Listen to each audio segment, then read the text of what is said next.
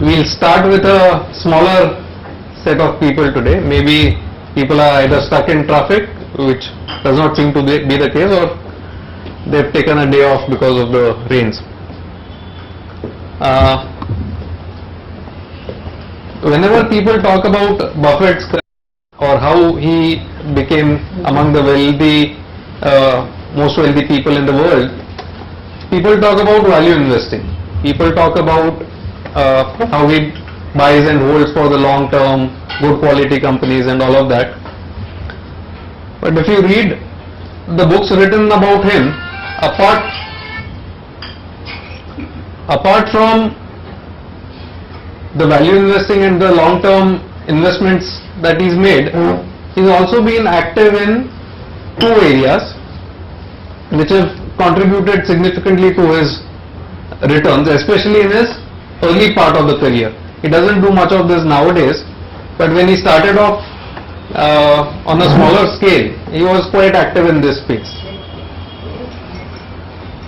So we will be covering two portions. One is something called special situations.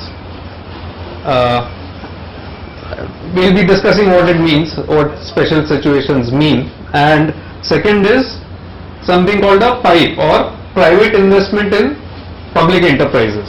This is a terminology not very much used in India. It's used overseas, but it's quite simple to understand. There is nothing complicated about it. We will see how it applies to our context also.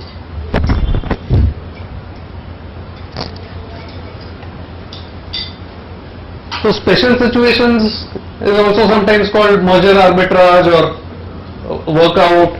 Workout is a name that Buffett used to have when he started off. It's also sometimes called risk arbitrage. There is some difference between these terminologies. All of them are not exact synonyms, but all of them are broadly included under special situations.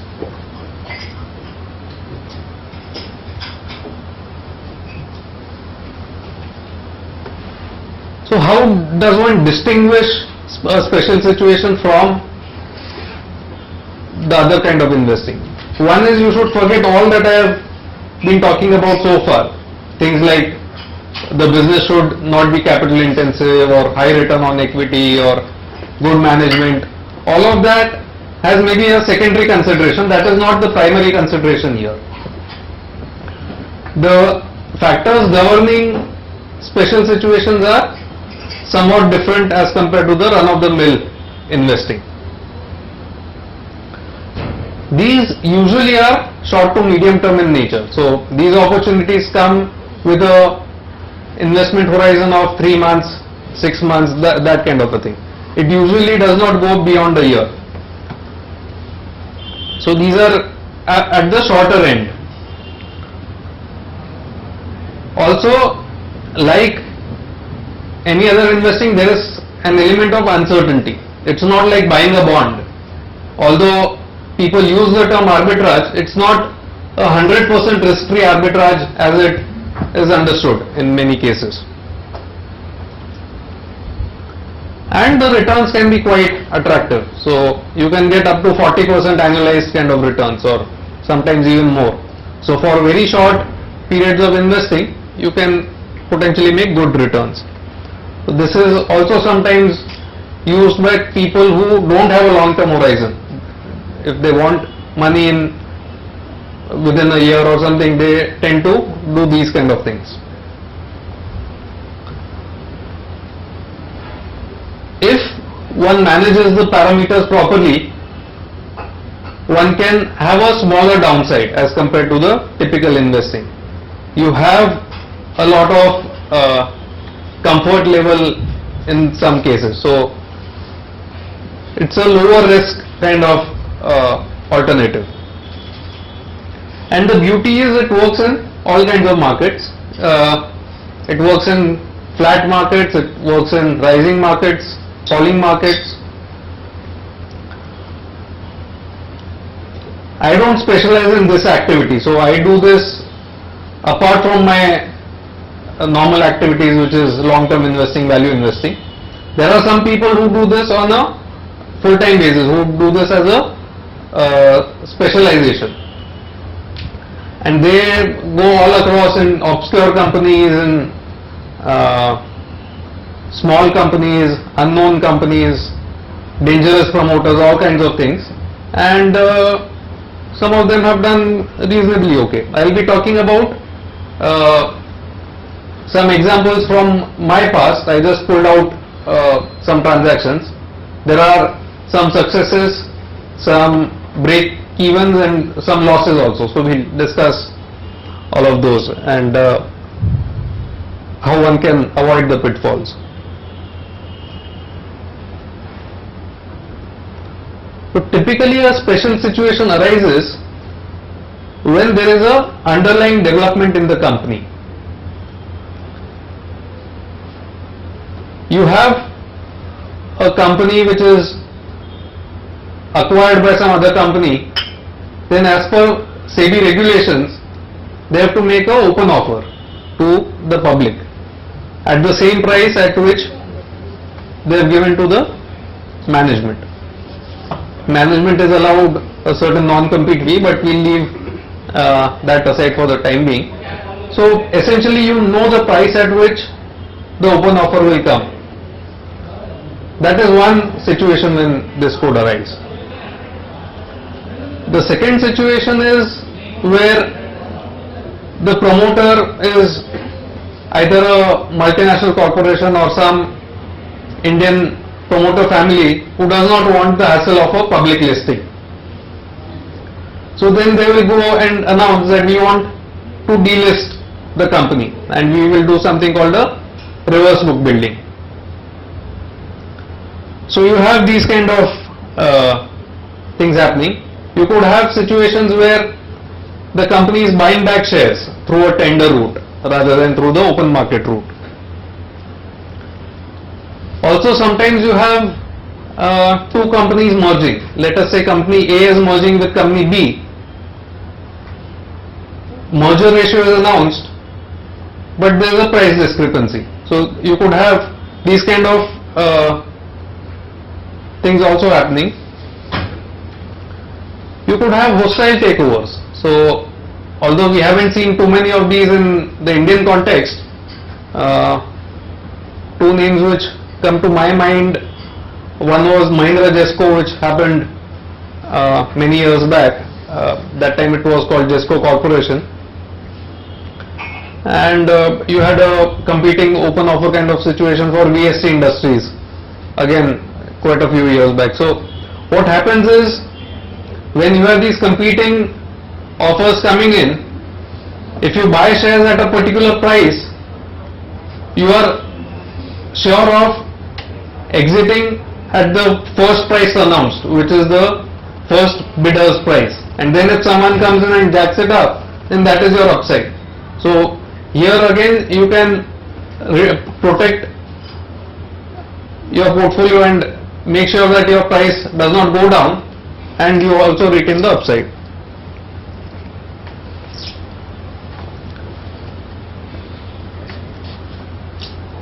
Not all special situations are the same. Sometimes you have a surety. Sometimes you are sure that all the shares that you buy from the market, you will be able to sell it to some other entity, either the promoters or the acquirer or whosoever. At other times, only a portion of your shares will go to the promoter or to the company.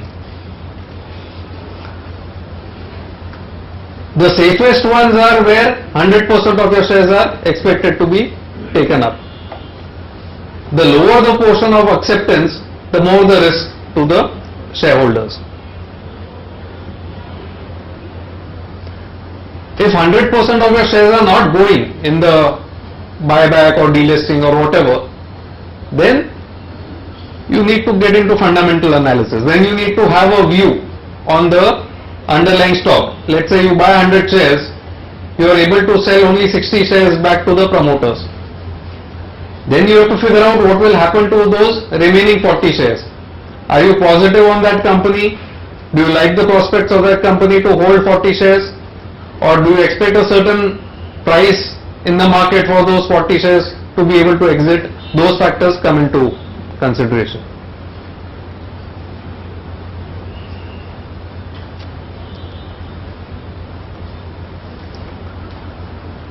All this sounds very good.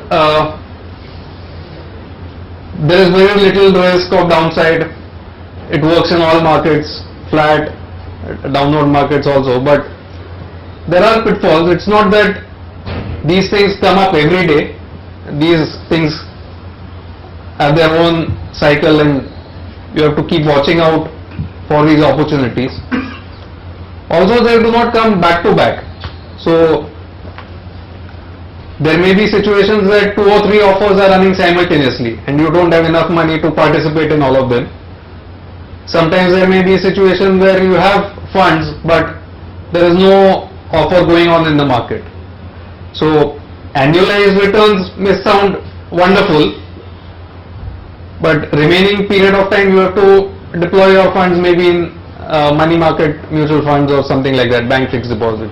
It's not that you can be fully deployed around the year. And my experience has also shown that the special situation investing that I did went perfectly well as per my expectation, but I was not happy at the end of it because the period coincided with a big run up in the market. So I had logged into the fixed return that I would get in the special situation, whereas a buy and hold in a quality company would have done much better for me. So sometimes there's a big opportunity cost to these things. I'll just take a generic example first and then we'll go to specific examples from the past.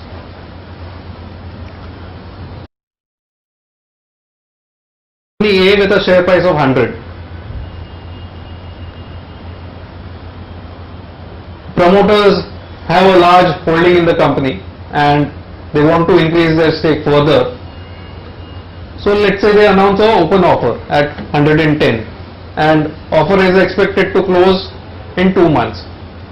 The thing about these open offers is you might have seen these full page ads in the newspapers, in some of the newspapers. They say a public announcement to the shareholders of so and so, this person is, they give the background of the company, background of the acquirer, the price at which they are acquiring, justification for the price, there is a formula based on which the price is determined, there is an offer open date, offer closing date, date up to which you can withdraw your tendered shares, date by which the acceptance is expected to be known, date by which the checks will be mailed to you, and they also have to keep a merchant banker for this. It's not that they can make a announcement and then run away from it. Any person making a public announcement has to place this full page ad, before which they file the documents with, after which they file the documents with SEBI. Also, they have to keep a lot of money in an escrow account as security for their performance, so that they are able to honor the commitment that they have made to the public. So the timelines are usually known in advance. You have tentative dates on which you are expected to get your money back. Now this may not always hold true, we will come to those reasons later, but some sort of a time frame is known. So as we said, share price 100, open offer for 110, and 2 months is the time frame. And based on your calculations, you think 90% of the shares will be accepted. These calculations may not always turn out to be true. Sometimes it works in your favor, sometimes it works against you, but broadly you can estimate. And let us say after the open offer, the price of the shares is 90 rupees per share. So in this case, you would have bought 100 shares at 100, total investment of 10,000. 90 shares you will be able to sell to the promoter or the acquirer, getting 9,900. Remaining 10 shares will come back to you, which you have to sell in the market. So this will give you total inflow of 10,800. A return of 8% in 2 months, or an annualized return of around 40%. So 48%. So one thing to be kept in mind is these annualized numbers are not the full realized. You get only 8%, but in a relatively low risk fashion. If you were able to do this back to back, then you would realize the 48. Otherwise, you have to again put money in the bank deposit and wait till some other opportunity comes about.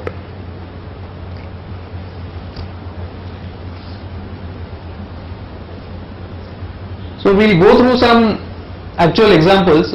These are I went through the transaction statements and pulled out some actual numbers. So earlier we had this company called Blue Dart Express, which was a pure Indian company, and then you had DHL, which wanted to acquire this company. So they took all the shares from the promoters, and plus they announced a public offer. Two things happened. One is the perception of the company changed, so people started valuing it as a multinational, and after the open offer the floating stock would have been very minimal. So the expectation was that most shareholders will not tender in the open offer and 100% of the shares will get acquired. So the shares were quoting around 325 odd in the market, and the open offer was at 350 rupees. So these things are well known. It's there in the media. There's no information that you have to dig out or research or something. It's a full page ad which has come in the papers and you have to then act on it. So after buying it at 325 or 327 whatever with transaction cost and everything, you were able to sell those shares to DHL at 350 rupees. So this would give you a yield of 30% per annum for a short investment period. Similar was the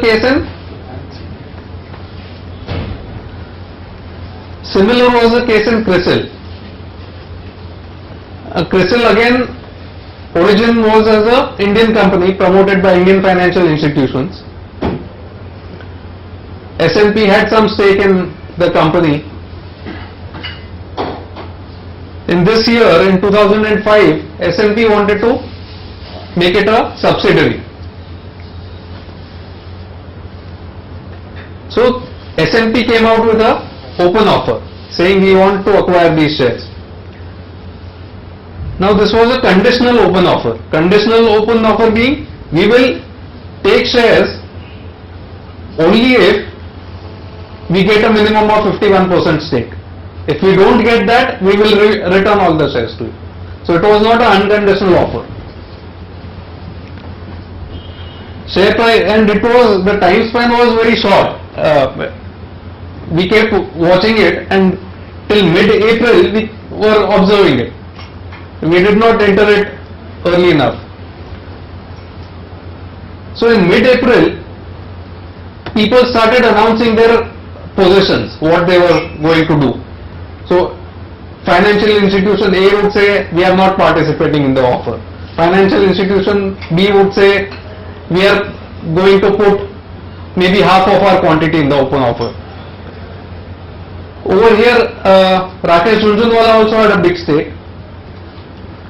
For him, he wanted it to become a S&P company. At the same time, he did not want to part with his investment.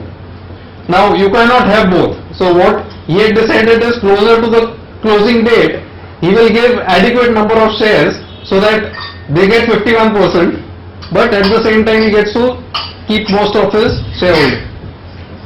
So for only about a week or 7-8 days, you had this opportunity, share price quoting at 740 and open offer at 775. So you could buy the shares from the market and give it to S&P and earn that spread. So we got this difference, 75 minus 42, 33 rupees, and according to me it was one of the worst deals that I have done in my career, because like a fool I went and gave the shares to S&P. I would have been far better off if I had retained those shares, because after that it had numerous bonuses and splits and the profitability just went through the roof. At that time it looked like a expensive stock, overvalued stock, based on those earnings and valuation at that point in time.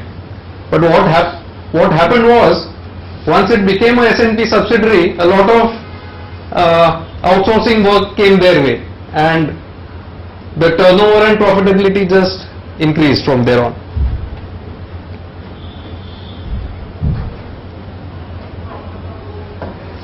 Then you had a situation in Shaw Wallace. So here we did not make much money. As you can see, we just about broke even. The reason is we expected far more number of shares to be accepted.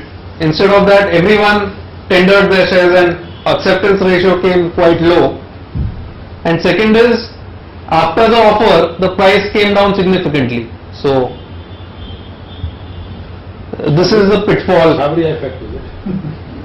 So this is the pitfall that one needs to guard against. Now Zenotech is a different example. So all these things that we have discussed fall in one category where everything is known. In Zenotech, it was a company which had a set of promoters. This company was acquired by Ranbaxy under the Singhs, the Malvinder Singh and Shivinder Singh, at 160. And later on, Ranbaxy in turn got acquired, within a short span of time, Ranbaxy got acquired by Daiichi Sankyo, the Japanese company. Ranbaxy had taken at 160. If you use the formula, SEBI formula, then for the second takeover, the open offer should have been at 113.62. That was the price. So the Japanese people said, we'll acquire Zenotech shares at 113.62. Whereas minority shareholders went to SEBI and said, just a few months back they have acquired at 160, so it should be 160. So SEBI told the Japanese people, nothing doing, you have to make an offer at 160. So that's where it stood. It went to Appellate Tribunal, SAT. Appellate Tribunal said, acquire it at 160. Now here the interesting part was that shares were trading in the market at 113 rupees. If you bought the shares at 113 rupees, you had a potential upside of 113 to 160, that difference, almost 46 rupees. And if Supreme Court ruled against you, then you would anyway be able to exit it at par without any loss. Chances were bright. At that time, press was saying most likely it will come at 160. So that's why he bought this company. As it turns out, Supreme Court ruled against the minority shareholders. So what we had to do is sell the shares to Daiichi Sankyo at 113.62. So again, we didn't realize any money out of this, but there was this excitement. Indo-Gulf Fertilizer went smoothly. It was like Blue Dart or CRISIL or anything else, 100% acceptance ratio. Fairfield Atlas is an example of what can happen if things get delayed. So we had expected a 9-10% kind of return in a short span of time in 2 months kind of thing. So then you can analyze it and get a good amount. But in Fairfield Atlas, what happened was that SEBI had some problems with their disclosures made, or there was some litigation or some problem, because of which the date got postponed. So all the terms were honored, except for the timing. And because of that, a return which was supposed to come to us in a matter of months came over almost a year. So there was no loss, but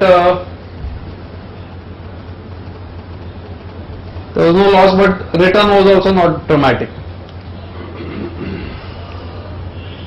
The last one was a company called SSI Limited. It got renamed to PVP Ventures later on. Share price was quoting around 165 odd, and open offer was at 205. Most of our shares went at 205. We bought at 165. Most shares went at 205. And the promoter owned more than 90% of the company after the open offer. And post open offer, the price came back to around 155 or 160 thereabouts. And we were not making that good a return. So we said, in my greed, I said, promoter has bought most of the company at 205 rupees. Let's wait for some time. Maybe there's a post offer sell off. We'll get a somewhat better price and we'll sell it. And we'll make a slightly better return. As it turns out, his projects got stuck. We never could sell those shares, and then the price crashed. Today I don't know where it's quoted, so it could be very small. So the lesson to learn from this case is, if you have bought it for arbitrage, do only arbitrage, or if you have bought it as a special situation, do special situation. Don't then try to stay invested and hope for a better return, because none of the other work had gone in terms of assessing management quality or long-term business prospects, etc. We should have exited it even though the profit was smaller.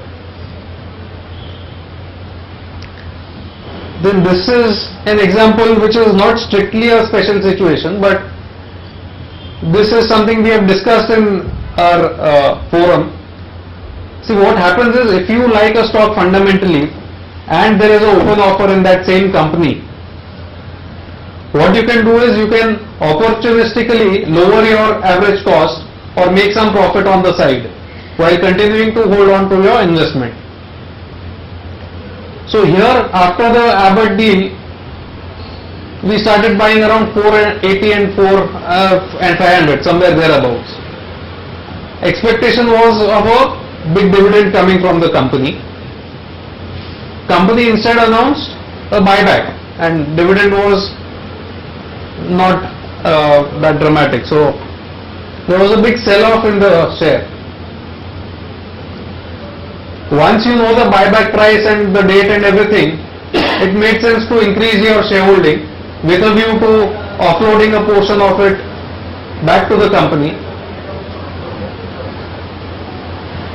So we bought some additional 20-30% shares at around 440, and we tendered all the shares in the open offer. Not that everything was going to get accepted, but we tried our luck. So around 26% got accepted in the open offer, and because of this, our average cost on the whole lot came down to around 465.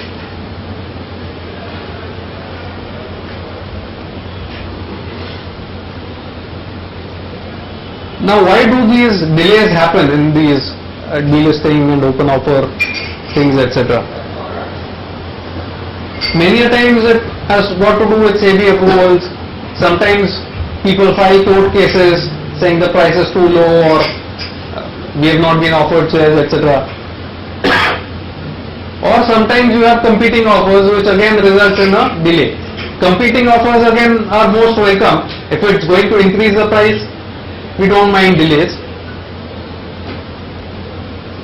And sometimes delay creates opportunity. So as we saw in Xenotech, it was a delayed offer, but there was a possibility that minority shareholders will get more. So sometimes you get these opportunities on account of delays.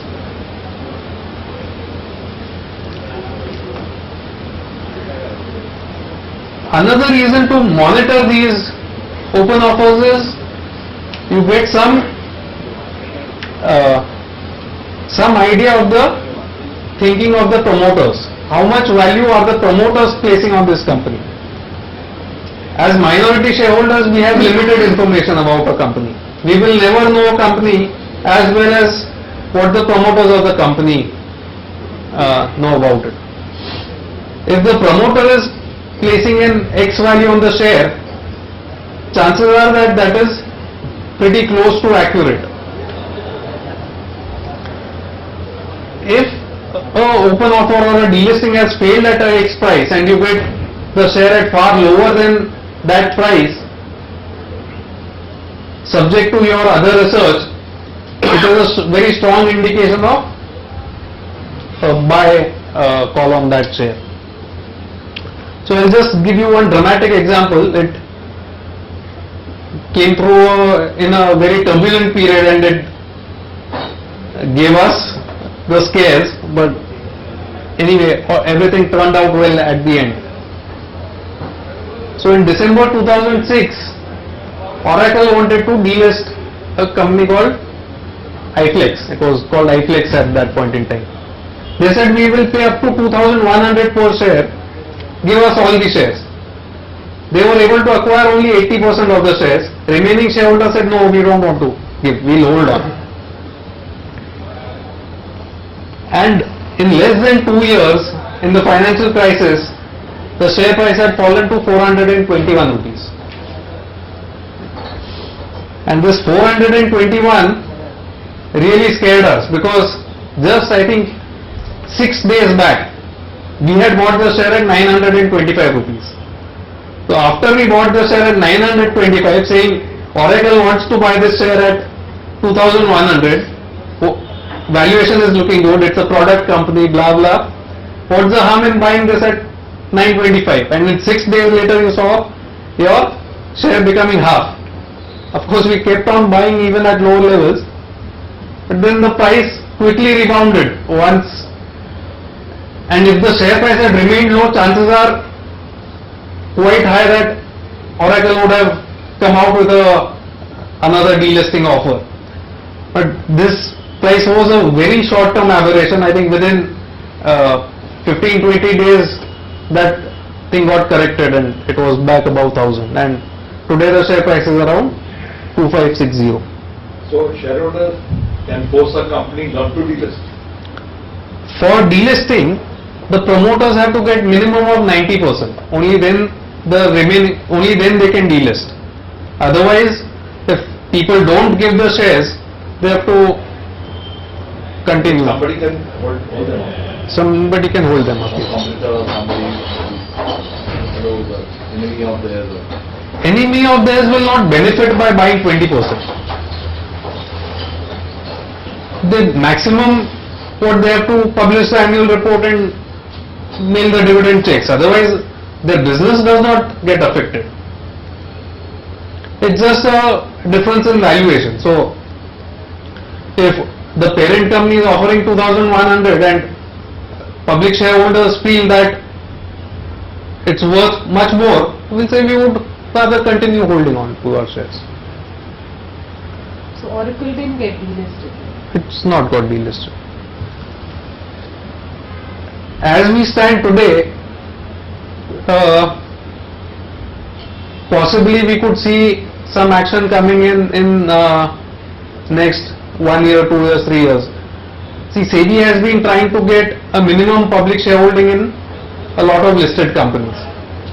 What they are saying is any company which is listed has to have minimum 25% public shareholding. A lot of companies do not have that. So if the promoters own 80, 85, 90%, 80, 85, 87% today, they have two options. One is they can bring down their shareholding to 75%, or they can say we need to mop up the remaining shares, let's go in for a delisting. Now as the deadline comes closer, you will have these kind of things coming in. Now the beauty about delisting is that there is no exit price which is known in advance. What is known is an indicative floor price. So the promoters will announce a price saying that this is the formula price, at this price we will be willing to delist, and then it goes into auction kind of process. It's called reverse book building. So let us say there are 4 minority shareholders. One person says I will sell shares only at 100. The other says I will sell at 110. The third one says I will sell at 120. So just like you have auctions where people keep bidding higher and higher, here also you have shareholders who put in their exit prices. Based on those exit prices, the company has to determine at what price they will get minimum 90% of the shares, and then they have to decide whether they accept the price or not. So in the delisting, what happens is your downside is limited to the floor price. At that price you will most likely get an exit, and there is a lottery ticket. The lottery ticket is if the book build price is much higher and the company accepts the price, you will get an exit at the higher price. So in a lot of multinational companies or even Indian companies where promoter stake is very high, you could see these delisting offers coming in. If they come out, you should be alert, maybe there is an opportunity somewhere there. What happens to the minority shareholders that do not surrender?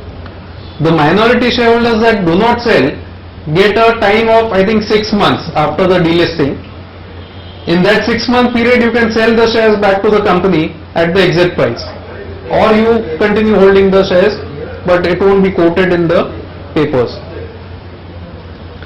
So if shareholders are willing, they can give the shares and company will have to buy back 100% of the shares that are tendered to them. At what price? At the exit price.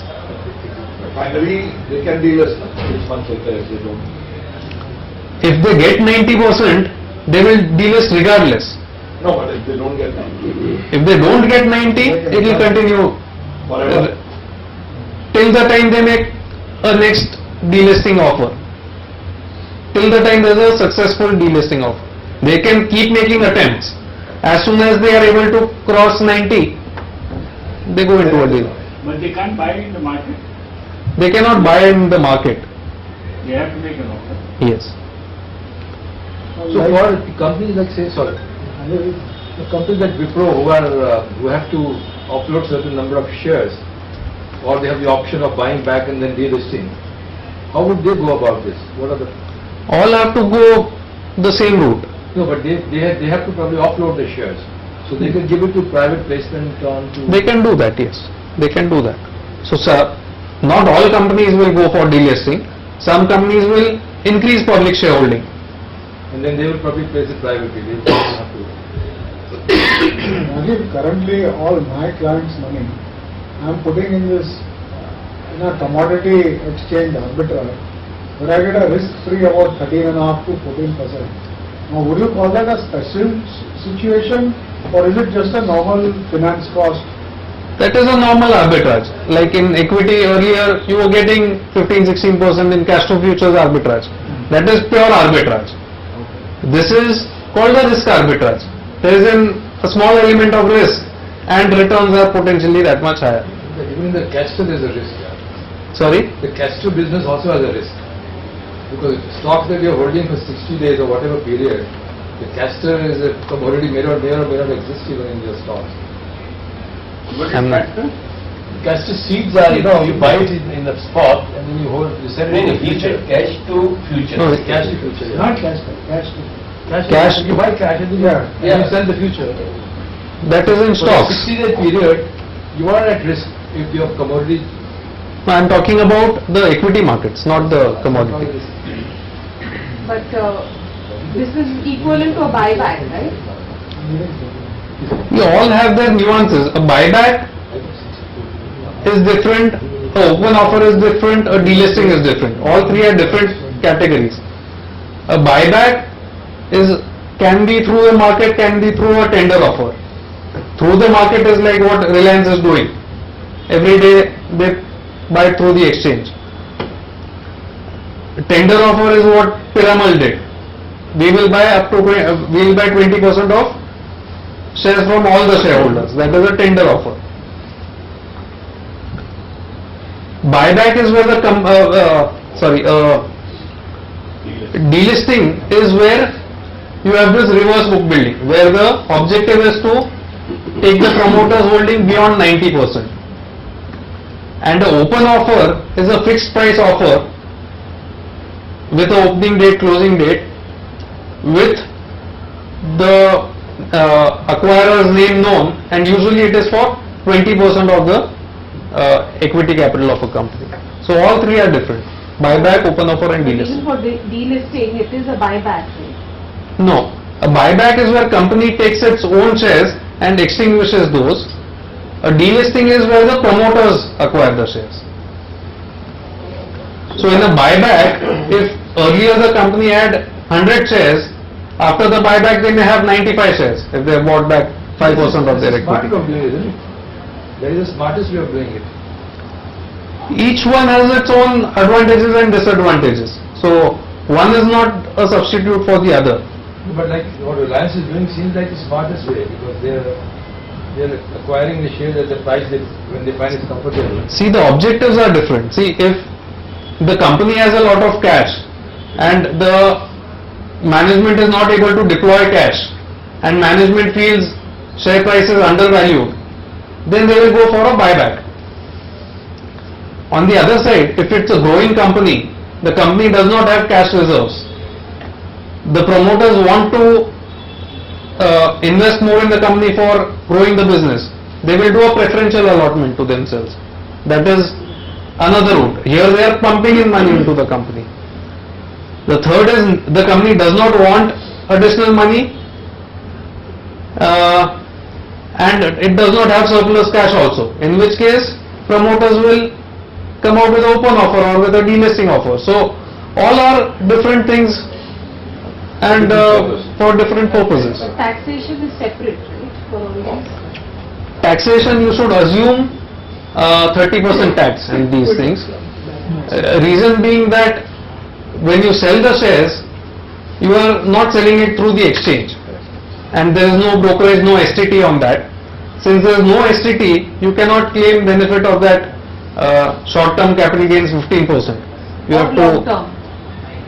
Usually it won't be long term. Special situations Suppose will. you have bought them and kept. If you have bought them and kept, sometimes it may make sense to sell in the open market at a slight discount rather than giving it to the company. That's why this opportunity arises for people like us.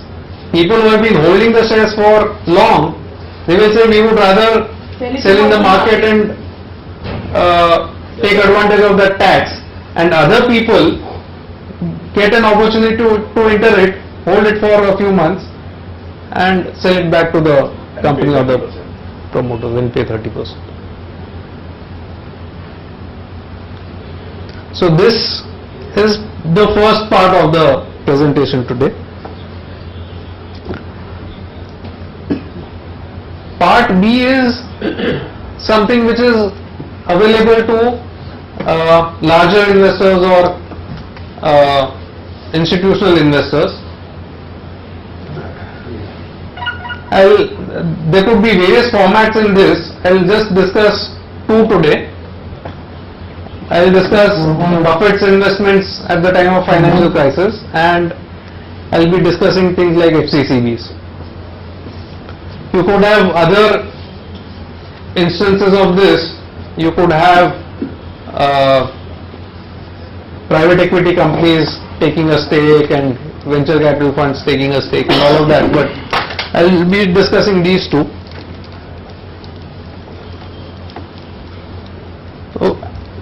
when the financial crisis was on, people used to talk about how Buffett pumped in 5 billion in Goldman and 3 billion in GE and all of that. And the media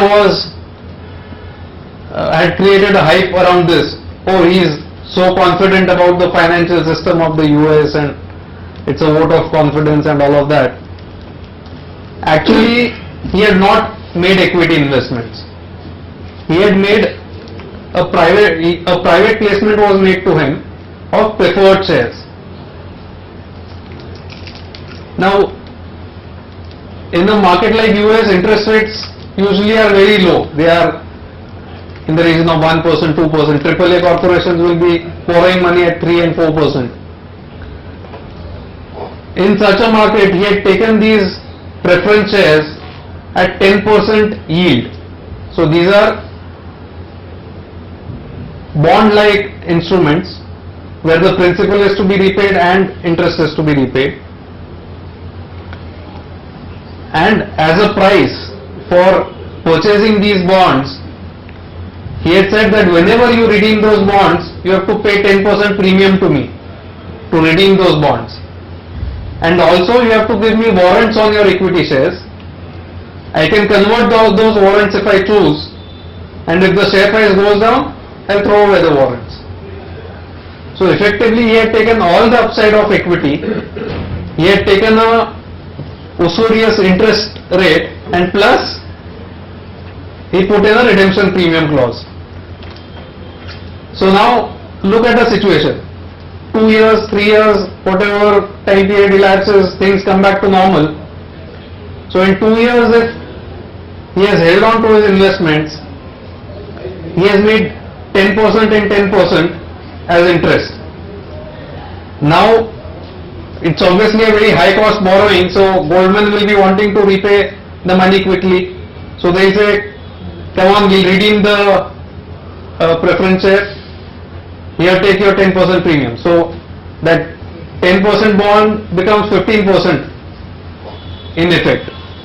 And plus, if the share prices go up, he makes even more. Now, these kind of terms were not available to the general public who bought shares on the stock exchange. So similar deals he had done in General Electric and in Bank of America. In Bank of America, it was a later deal, so terms were not as attractive, but still the feature was the same. Now similarly, the public didn't know about this. public knew about this. Saying The media hyped saying Buffett has put in. They don't analyze, or that is buried in the fine print. The headlines scream something else. It didn't come to know. You would have put 4 billion. It did not come out. I would have put 7-8 billion, you would have. minimum. That is the difference, no? Warren Buffett and Mohan Lalwani. More would have put 10 billion. See, even in Indian companies, many a times you hear, oh, FIIs are buying in this company. FIIs have pumped in 500 million, FCCBs. Effectively it's the same. They are lending money to the company. They are saying, after 3 years or whatever is the tenure of the FCCB, if your company does well, if share price is robust, we will convert these bonds into equity shares. And if the company does badly, if share price has fallen, then we will want our principal back and we will want redemption premium. We will want it back with interest. So one should not get carried away by the hype saying FIIs have put in so much money in this company. It could be in the form of FCCBs, and one has to be especially careful about the accounting that these companies do. FCCB share, they won't be shares, they will be shown as share bonds. Convertible bonds. They will be shown as convertible bonds on the balance sheet, but accounting is interesting over here. The company will say that these are FCCBs, 0% FCCBs. So since these are 0% FCCBs, there is no interest payable on that. So there is no interest charged to the P&L. Also, as on date they are bonds. They have been converted into equity shares. So the EPS will not be diluted. So effectively the companies show this money as free money on their balance sheet. They neither account for interest nor they account for dilution of EPS. After a few years, when those are payable, if the share price has fallen, you have to pay the principal plus you have to pay a redemption premium. So that redemption premium they would not have accounted for all along. We are cash basis. And then the balance sheet will have a big hit in that year. And what has happened is in 2007 and all, when things were going well for companies, they borrowed a lot of money by FCCBs in foreign currency. That time the feeling was that Indian rupee will keep on appreciating against the dollar. They did not hedge these payables. They always assumed that it will convert to equity. So today they have a situation, they are not accounted for interest, they are not hedged the forex position, and they have a big liability today. So what was rupee was at 40 or 45, that is now 55. They have to pay that difference plus pay the redemption premium. So one has to be careful about accounting. As retail shareholders, usually we don't have opportunities here. These sweet terms are offered in times of crisis or as a special favor to large investors. Sometimes we do have instruments which give us options. So you had these Reliance Petroleum debentures, triple option convertible debentures. Now whatever your view may be on governance in Reliance or whatever, but if you are buying a bond which is paying a fixed interest and plus you have possibility of converting it to equity share, many a times it may be a good deal. So in my opinion, heart in heart, Buffett is not that positive about Bank of America or Goldman Sachs. He would not have taken a direct equity stake in Bank of America, but preferred shares, when he buys, he is effectively making a call that this bank will not go into liquidation and my preferred share will get paid back. So you can do this. HDFC again had warrants which were they are listed on the stock exchanges. So sometimes warrants may be a better route of entering the or taking a position in a company rather than buying underlying shares. So what happens is with warrants is your upfront payment is less. You have to pay only the price of the warrant. The remaining money you can keep in a bank deposit or an interest bearing account. If the share price goes up, you can convert the warrant and get all the equity upside. If the share price falls, you can just tear up the warrant and throw it away. So sometimes it makes sense to enter the company. Also, if you are a employee with a good company and you have ESOPs, you should value them properly. A lot of people who are not from the financial space don't give enough importance to ESOPs and tend to mismanage them, which is a mistake according to me. Sometimes people end up exercising the ESOPs too early. Sometimes they end up not subscribing to them adequately. So those are the mistakes to be guarded against. So that's what we had for today. Thanks. And what was that Piramal investment into Vodafone?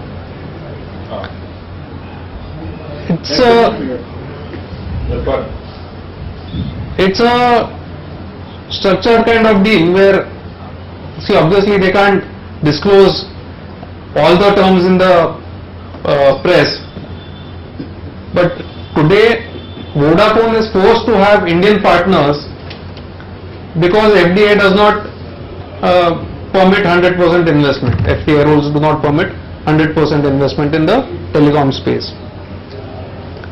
Now earlier they have had a stormy relationship with the SR group.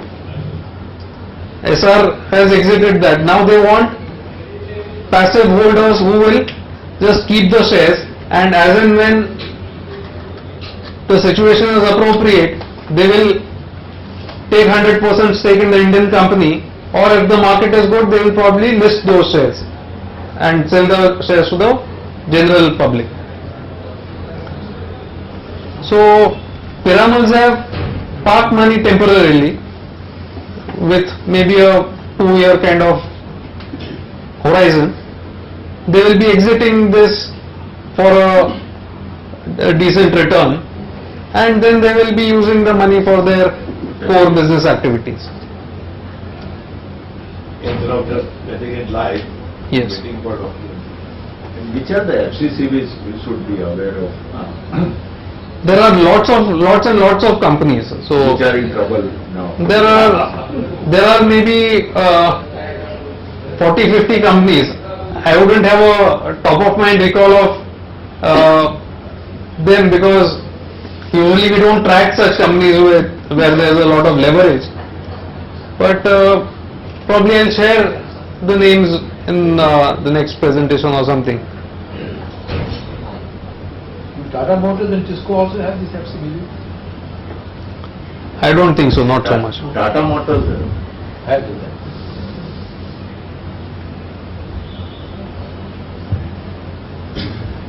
Thank you.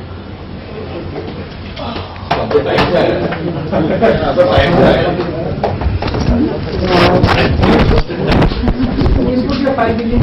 Thank